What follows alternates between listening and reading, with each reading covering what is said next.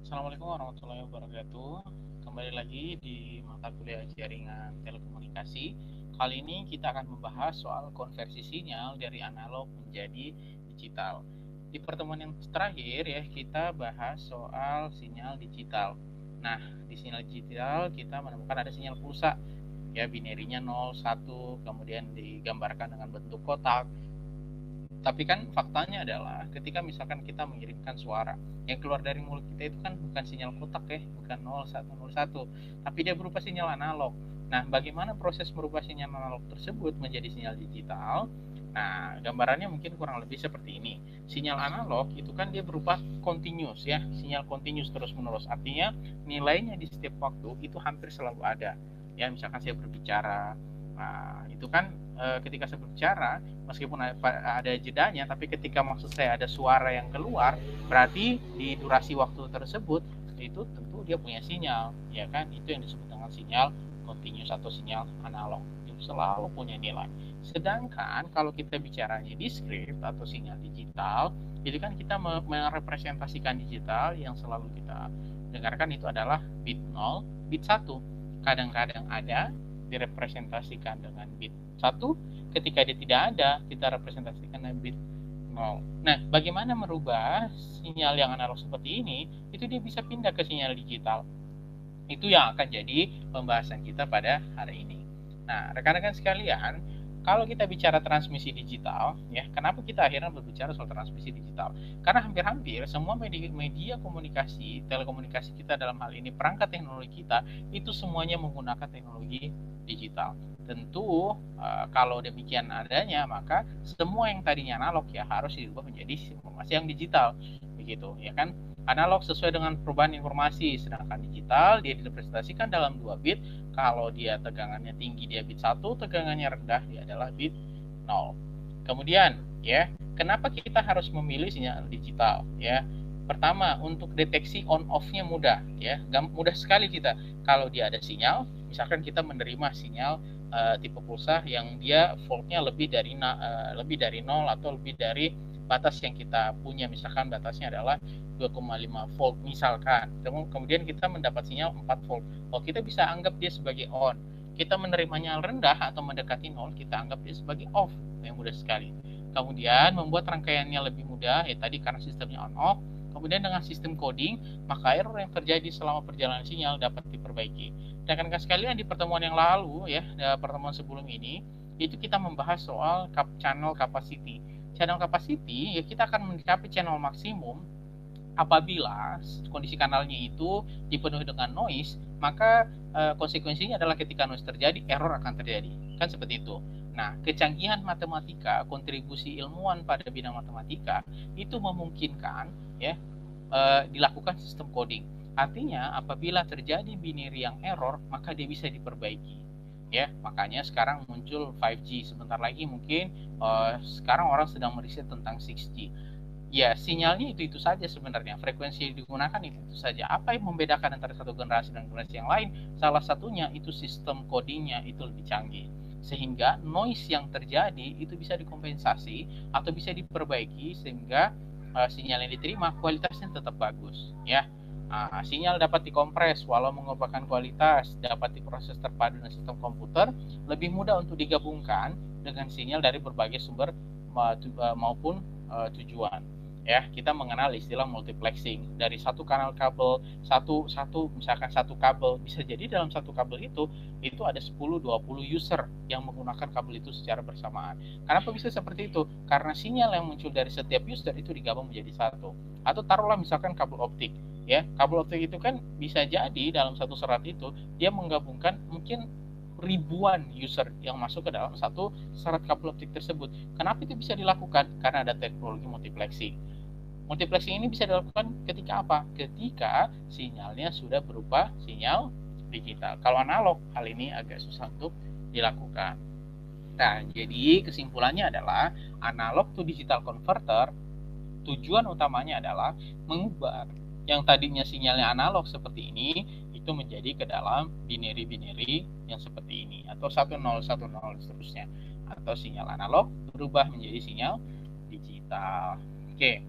Nah, setidaknya ya ada berbagai macam teori sebenarnya, tapi prinsipnya itu dia dibagi hanya menjadi 3 sebetulnya. Ada yang disebut sampling, jadi ini proses ya merubah analog ke digital. Kalau digital ke analog sebaliknya ya, jadi ada analog menjadi digital. Jadi analog dia akan masuk ke fase sampling, kemudian dia akan dikuantisasi, kemudian dia akan di encoding. Apa fungsi masing-masing ini kita akan bahas. Nah, kalau dia digambarkan di dalam bagan, ya bagannya modelnya begini.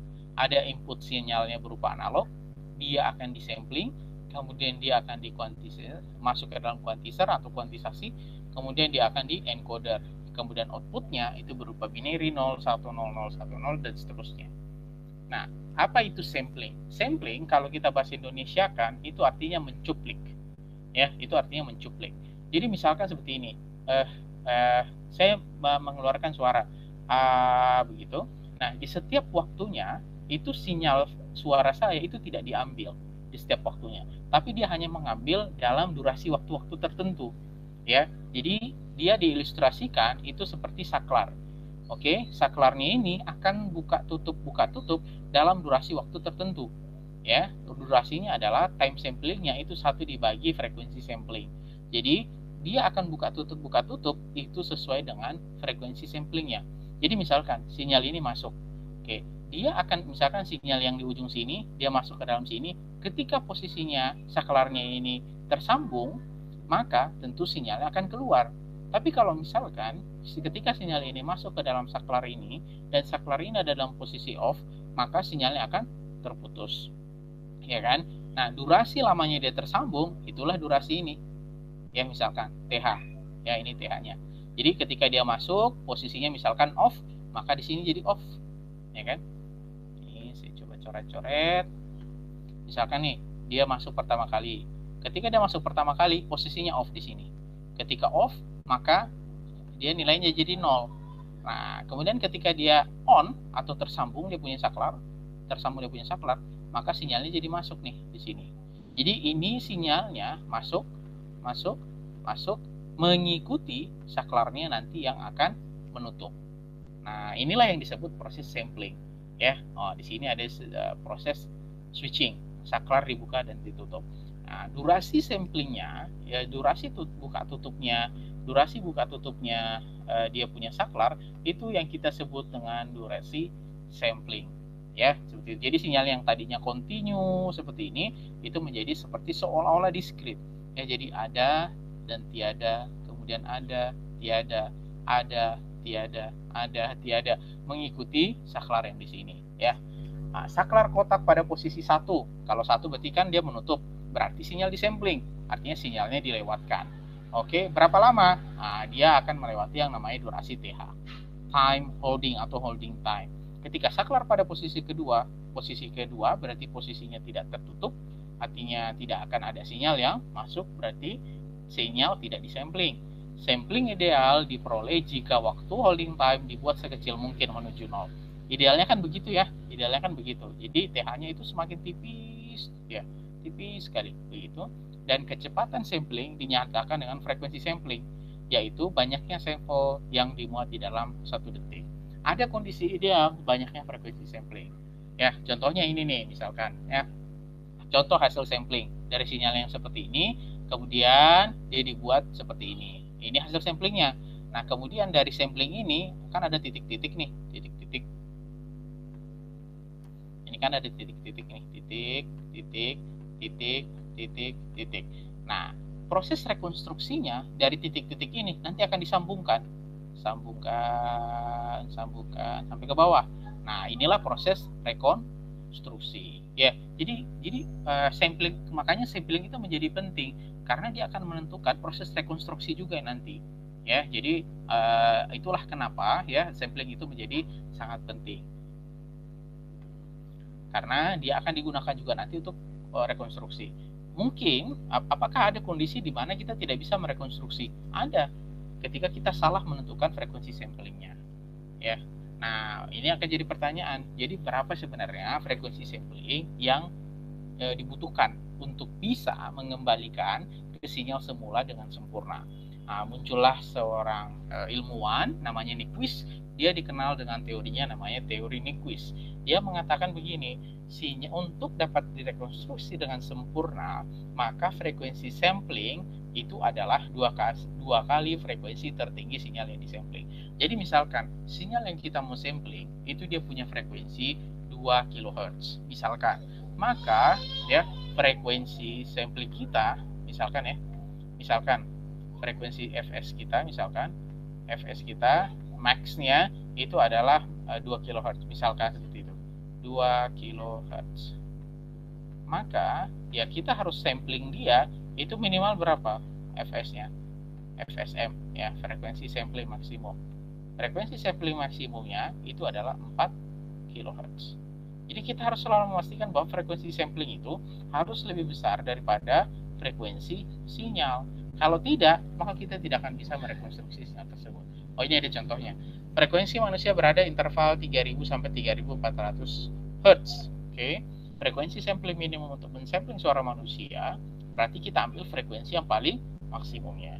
Pertanyaannya, loh kok harus ambil maksimum? Misalkan frekuensi yang kita sampling itu kita gunakan frekuensi sampling maksimum adalah 300. Ketika frekuensi samplingnya 300, sedangkan frekuensi yang paling tinggi 3400, maka ya frekuensi yang 3400 itu tidak akan bisa direplika, tidak akan bisa direkonstruksi lagi karena samplingnya saja lebih kecil ya, seperti itu. Nah, berarti dalam kasus ini berapa frekuensi sampling yang ideal itu kita ambil yang paling maksimum. Paling maksimumnya berapa? 3400 Hz ya. FSM-nya 2 kali frekuensi maksimum, yakni 6800 sampel per detik. Itu tahapan yang pertama, ya, tahapan sampling. Tahapan yang kedua, setelah sinyal itu disampling, maka dia akan melewati proses kuantisasi atau dan encoder. Kuantisasi adalah mengambil representatif dari suatu rentang data, mengubah level amplitudo menjadi diskrit dengan jumlah terbatas.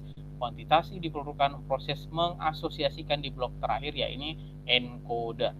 Encoder berfungsi mengasosiasikan atau mengkodekan setiap representasi keluaran kuantizer ke simbol biner. Mungkin ini agak membingungkan, tapi prinsipnya begini, ya, prinsipnya seperti ini. Misalkan, ya, kita memiliki sinyal sampling yang seperti ini. Oke, ketika kita memiliki sinyal sampling yang seperti ini, tentu ya masing-masing titik ini kan ada nilainya. Ya, ini ada nilainya, ini ada nilainya, ada nilainya masing-masing. Nah, yang akan kita lakukan, kita akan menurunkan si masing-masing titik yang di sini itu ke titik ya, bisa dinaikkan, bisa diturunkan ke titik di mana kita memberikan batasan untuk mewakili setiap binarinya. Oke. Batasan untuk melewati setiap binarinya. Contohnya, misalkan begini. Misalkan ada sinyal analog, dia punya amplitudo 0 sampai 4 volt. Berarti kita punya sinyal seperti ini 0, kemudian ini paling maksimum ini adalah 4 volt. Misalkan ini adalah 4 volt. Oke. Nah, jika encoder memiliki jumlah bitnya adalah 2, maka ada 4 nilai kuantisasi yang bisa diasosiasikan. Loh, 4 asosiasi itu apa? Berarti 4-nya itu berarti kan kalau ada 2 bit, berarti kan opsinya adalah 00, ya kan? Kemudian ada 01, sorry, ya ada 01, sorry, kemudian ada 10, kemudian ada 11, ya kan? Nah, berarti kita akan membutuhkan nih, ya, kita akan membutuhkan rentan ya dari 00, 01, 10, 11. Artinya apa? Dari 0 ini sampai ke 4 volt, dia harus punya pembagian level, ya. Dia harus punya pembagian level. Oke. Nah, di sini dikatakan kita bagi rentan amplitudonya itu menjadi 0 sampai 4 volt dalam 4 rentang. Yang pertama 0 sampai 1 volt. Berarti kita akan bikin 0 sampai 1 volt. Oke, ini yang pertama nih. Berarti ini 0 sampai 1, 1 sampai 2 volt, 1 sampai 3 volt. Nah, nilai tengahnya berapa? Rentan 1 nilai tengahnya ini. Oke, nilai tengahnya berarti berapa? 0,5. Ini nilai tengahnya 1,5. Kemudian ini 2,5. Ini nilai tengahnya adalah 3,5. Oke, nah tugasnya si kuantisasi ini atau si quantisizer ini memastikan bahwa setiap poin sampel itu harus ada di dalam titik-titik yang sudah kita bagi-bagi ini. Nah, pertanyaannya, kalau misalkan dia tidak di luar itu bagaimana, Pak? Gitu. Nah, soalnya nanti nilai-nilai inilah yang akan merepresentasikan berapa dia punya nilai. Gitu. Misalkan kalau 1 dia 00, kalau dia 2 misalkan 101, 3 misalkan 10, 4 berarti 11 dan seterusnya. Ya. Nah, ini contohnya. Misalkan setiap wakil kemudian diasosiasikan dengan biner 2 bit oleh encoder. Misalkan asosiasi pengkodeannya seperti berikut. Kalau dia 0,5 volt berarti dia 00. Ya, ini yang saya maksud tadi. Nah, oke, kita tulis di sini ini 00. Oke, kemudian ini 01. 01. Kemudian ini 02. Ini 10. Kemudian ini 11. Oke, seperti itu. Nah, dengan skema ini, maka setiap sampel dapat dikodekan menjadi 2 bit. Nah, contohnya bagaimana? Tadi nih, sinyal yang tadi kan seperti ini. Oke, kemudian dia disampling. Oke, dia disampling. Hasil samplingnya itu ditunjukkan dalam bentuk batang-batang ini. Ya kan? Nah, batang-batang ini kan dia pasti punya level. Misalkan ini 1,8, 2,4, ini 2,9, 3,5 ya. Sedangkan tadi nilai sampling kita, nilai kuantifikasi kita itu harusnya seperti ini nih. Berarti kan ada nilai-nilai yang tidak ada nilainya. Jadi nilai voltnya itu kita tidak bisa representasikan dia dalam nilai digital. Misalkan 1,8. 1,8 itu berapa? Ya kan tidak ada. 2,4 itu berapa? Kita tidak tahu berapa nilai bitnya. Sedangkan kita sudah sepakat nilai bitnya adalah ini 0,5, 1,5 volt, 2,5 volt, 3,5. Kalau dia 3,5 nilai bitnya 11, 2,5 di 10, 1,501. Kalau dia 0,5 volt 1,00. Maka kita akan kuantisasi. Inilah proses kuantisasinya. Jadi tadi misalkan 1,8, apa yang terdekat dari 1,8? 1,5. Oke, kalau 1,5 ya, nah berarti dia diturunkan dari 1,8 ke 1,5 minus 0,3. 2,4 ya, paling dekat 2,5 misalkan. 2,9 paling dekat ke 2,5. 3,5 tidak perlu dirubah. 3,9 paling dekat ke 35. Nah, ketika nilai-nilai ini sudah dikuantisasi, kita dapat 1,5, 2,5, 2,5, dan seterusnya, maka kita bisa merubah dia menjadi digital. Ya, misalkan 1,5 berdasarkan tabel kita tadi, kita bagi dia, kita representasikan dia sebagai 01, kemudian 2,510, 10, 3,511 dan ini 11. Ya, seperti itu. Nah, ya, berarti hasil encodingnya, jadi yang melakukan adjust terhadap level ini, jadi yang melakukan adjust terhadap level power, level amplitude yang ada di sini, itu tugasnya kuantisasi. Nah, kuantisasi itu akan merubah dia menjadi nilai-nilai yang bisa kita asosiasikan terhadap binary. Nah, tugas yang merubah itu menjadi binary setelah dia dikuantisasi, setelah ada yang dipotong, ada yang dipanjangin, ya, dia punya sampling, itu tugasnya si encoder atau di encoding, ya. Nanti outputnya apa? Outputnya berarti akan jadi 01101011. Ya. Nah, pada contoh sebelumnya, sampel pertama adalah 1,8. Dia di-cut atau dikuantisasi sehingga menjadi 1,8 dikurang 1,5 artinya 0,3.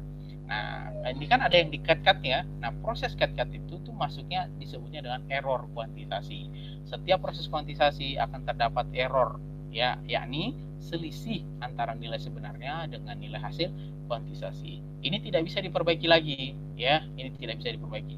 Dengan kata lain, jika hasilnya adalah 1,5, kita tidak pernah tahu bagaimana cara mengembalikan nilai 1,5 ini ke aslinya. Karena pasti kita akan melakukan kuantisasi, ya. Kemudian error kuantisasi dapat dikurangi dengan apa? Menambahkan jumlah bit encoder yang lebih banyak. Konsekuensinya apa? Adisinya lebih besar.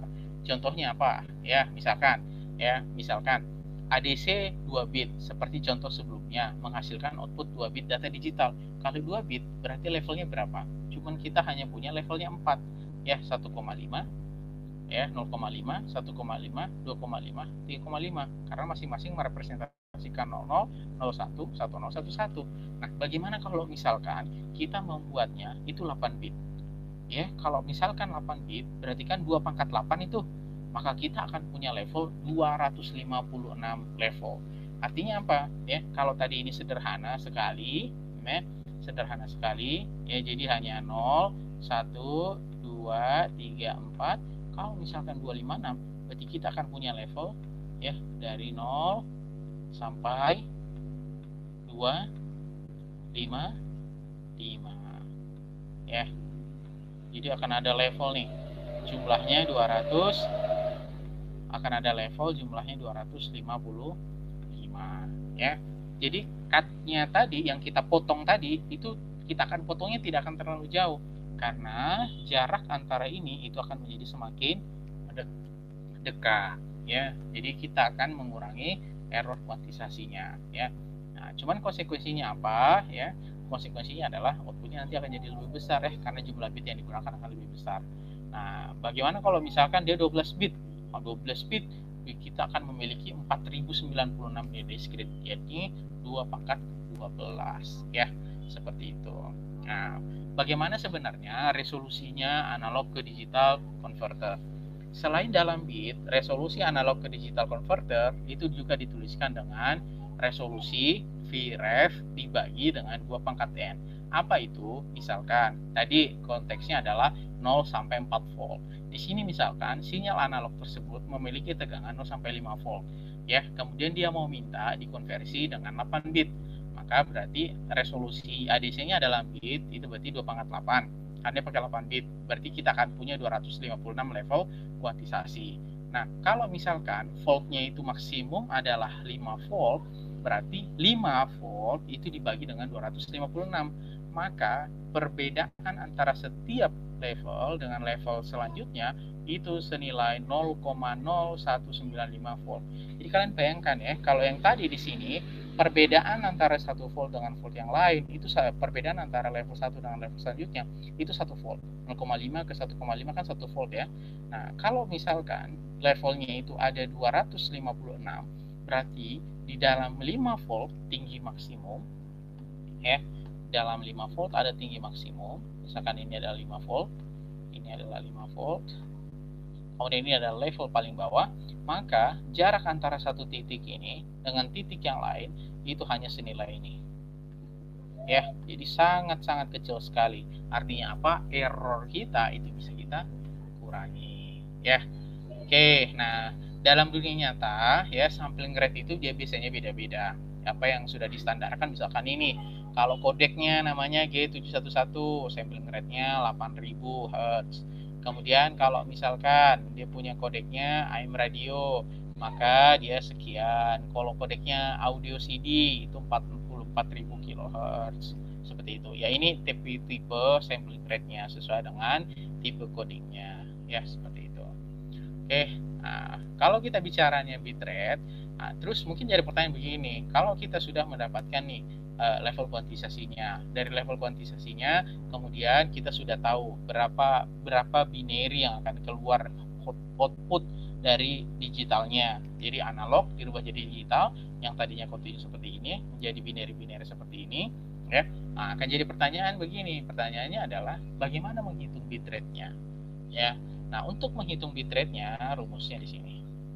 Rumusnya adalah sampling rate dikali dengan kuantisasi per sampel. Tadi contohnya, kita punya kanal voice, bandwidth-nya adalah 4 kHz nih, misalkan.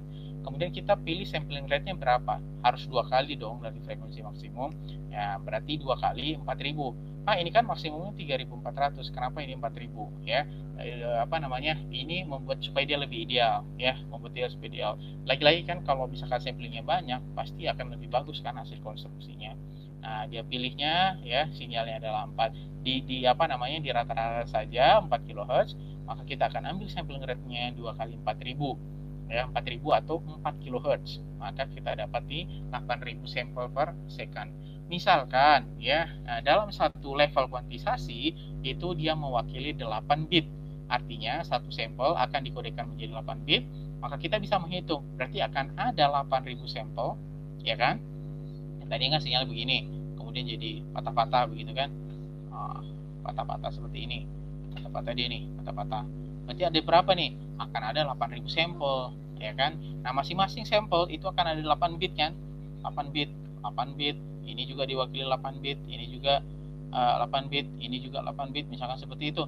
Nah, nanti hasilnya kita akan ketahui, kita kalikan itu ada 64 kbps.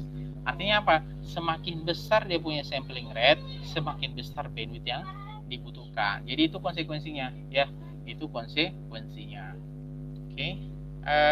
Nah, pertanyaan berikutnya, berarti kita sudah selesai nih proses merubah dari analog menjadi digital. Bagaimana proses merubah dari digital menjadi converter? Atau digital ke analog converter atau DAC, kebalikannya. Nah, prosesnya berarti utamanya adalah kita akan rekonstruksi kan.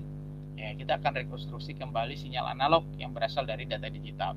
Pada dasarnya, kita akan mengambil nilai yang dipresentasikan kode digital dan mengubahnya menjadi tegangan yang sebanding dengan nilai digital. Ya, analog output sama dengan K dikali digital input.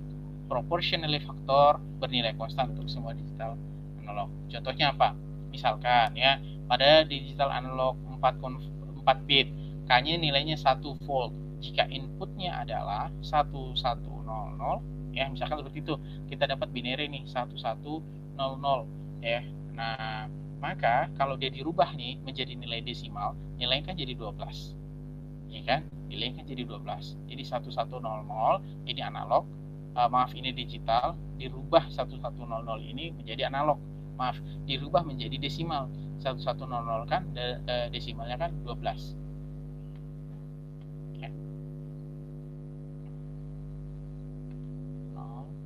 1, 2, 3. Oke. 2 pangkat 3. 2 pangkat 2. 2 pangkat 3 ya, 2 kali 2 kali 2 8 ya. Kemudian 2 kali 2 4. Berarti totalnya berapa? 8 ditambah 4 ya. 8 ditambah 4. 8 tambah 4 ini kan 12. 12 desimal. Outputnya berarti berapa? 1 volt, karena K-nya adalah 1 volt dikali dengan 12. Berarti nilainya adalah 12 volt. Itu Vout-nya. Oke. Nah, kalau misalkan nih ya di sini DAC-nya dia punya 5 bit, Vout-nya 0,3 volt misalkan. Inputnya 0,01. Nah, berapa nilai Vout-nya? Berapa tegangan outputnya nanti nih? Misalkan kalau dihasilkan adalah untuk inputnya 11, K-nya kan tadi 0,3. Kemudian yang ditanya adalah 11. Nah, yang 11 ini kita harus rubah dulu dan menjadi desimal. Jadi 10 ini ya bukan apa-apa ya, ini cuma representasi. Kalau 2 berarti ini binary, kalau 10 berarti ini desimal. Nah, ini dirubah menjadi 31. Outnya berapa? 0,3 volt dikali 31 ya, ini 9,3 volt. Maka nilai K dapat berbeda untuk setiap digital to analog converter bergantung resolusi DAC-nya ya. Oke, seperti itu mungkin pembahasan kita terkait dengan digital analog converter maupun analog digital to analog converter maupun analog to digital converter ya. Sekian, assalamualaikum warahmatullahi wabarakatuh.